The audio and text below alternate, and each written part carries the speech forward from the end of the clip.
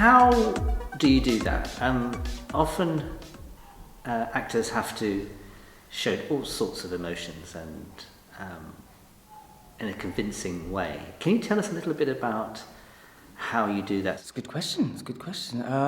I suppose it's different for a lot of actors. I myself, what I do is I won't say I try to fully understand what my character goes through because, well, for example, the Macduff situation where he has his whole family wiped out by Macbeth. Me, as Samater, I've never had my family wiped out. Like, I've never had to experience what that is. So what I try doing is having an understanding of what that anger might be through, you could say memory recall of a time where I was angry. Not in that specific idea or context of my family's wiped out, but the idea of there have been times where I, as a being, have been angry. I have genuinely felt anger where, and then it's a matter of me going, okay, what are the physical and visual cues?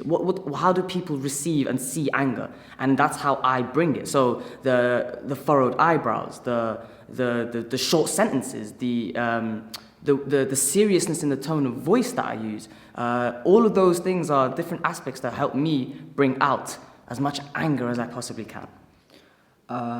I think a lot of it is the build-up to that moment. Obviously, doing it in isolation would be even more of a challenge, so it's finding the journey throughout the play.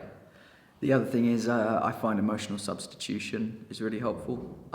So I, this will sound a bit heavy, I picture and imagine if I were in that situation and if my partner were in that situation, and the fallout of that, you know, talking to her parents after the car crash and imagining the details.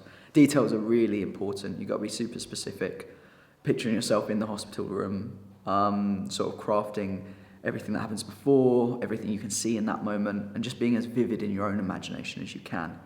The more vivid it is to you, the more real it is to you, and then you don't have to act it. It just kind of happens, I guess.